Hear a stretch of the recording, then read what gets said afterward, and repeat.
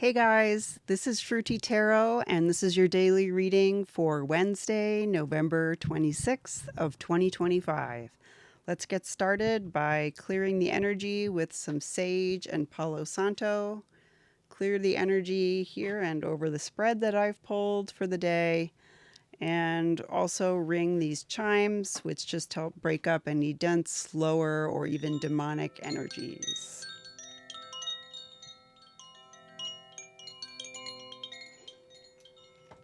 So this is Wednesday. It's the day before Thanksgiving. It's a huge travel day, and it is asking us to surrender to the void and to the holiday of the upcoming Thanksgiving, indicated by the Two of Cups.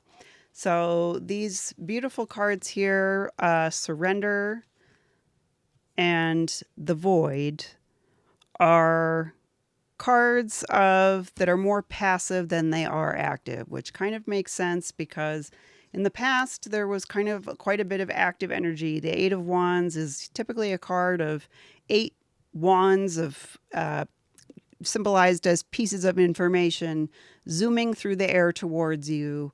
So just in terms of the practical world, it could be wrapping up a lot of things before leaving for the Thanksgiving holiday. And in this card, because there's a spiritual undertone represented by these kind of royal, spiritual looking wands and this crowned third eye, it could also be that from the past several days, a whole bunch of spiritual information has been hitting you. And there's just been a lot of stuff going on. This is a card of immense, intense action. So coming into the day, you could have dealt with a lot. And these oracle cards for the whole day are asking you to now surrender and allow this void is representing actually peace. It's sort of asking you to embrace non-action and this inward looking eye, again from the eye on this Eight of Wands, where you may be integrating and processing quite a bit of external and internal information. So once again, be nice to yourselves today, and take your time traveling. If there's any delays, just remember that surrendering will bring you more peace than trying to fight yourself or others. This Two of Cups in the present is kind of representing the holiday for me. Two of Cups being family, friends, celebrations, and in a very positive way, a coming together of two people, many people, because this particular card, the traditional card, has a man and a woman on it, so it can be interpreted as a romantic relationship. But in this particular deck that I pulled it from, you can see that there are no figures.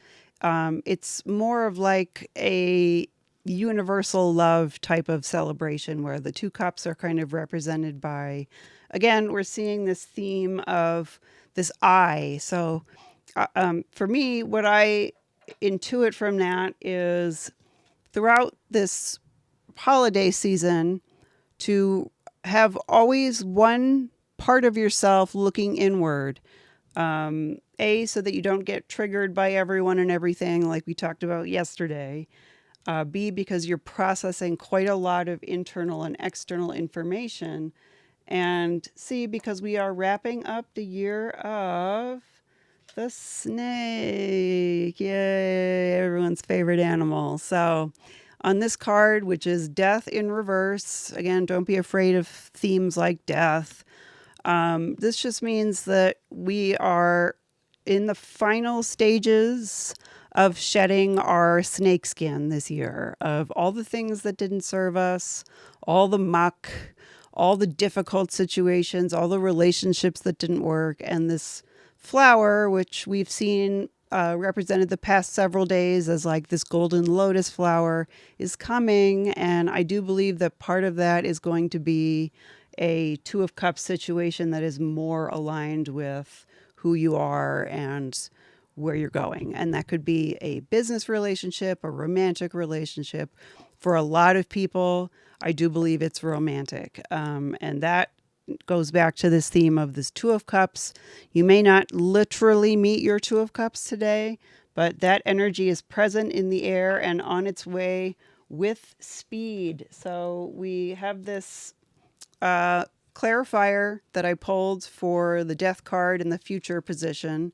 As we're shedding our snake skin, we're kind of bursting out into the year of the fire horse, which I've talked about in the last couple of videos. And you can see this like red, fiery garment that this rather strong figure is wearing, and he's carrying this sword of like truth to cut through anything in his path.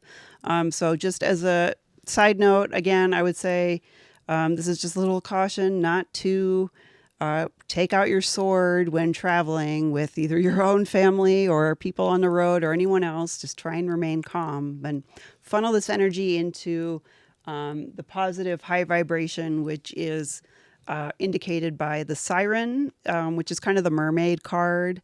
It's a magical card. It's a card of passion, desire, again, mirroring this red colored, fast moving fire horse energy, and also with a tinge of inner magic. This black egg here to me symbolizes an inner gift, inner magic that you have that you are going to be birthing out into the world in the year of the fire horse, which is upcoming after we finish out this oh so fun year of the void and the snake and surrender. Now, one last clarifier that I pulled here is called the Poet, and it came out reversed. And in reversed, upright, the card is about relationships and positive vulnerability.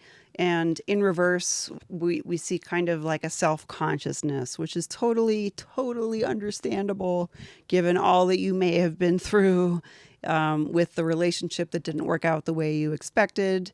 And this kind of emotionally turbulent holidays. The holidays are always a little bit emotionally turbulent. So don't be too worried, is the message I'm getting, about feeling a sense of vulnerability in this holiday season.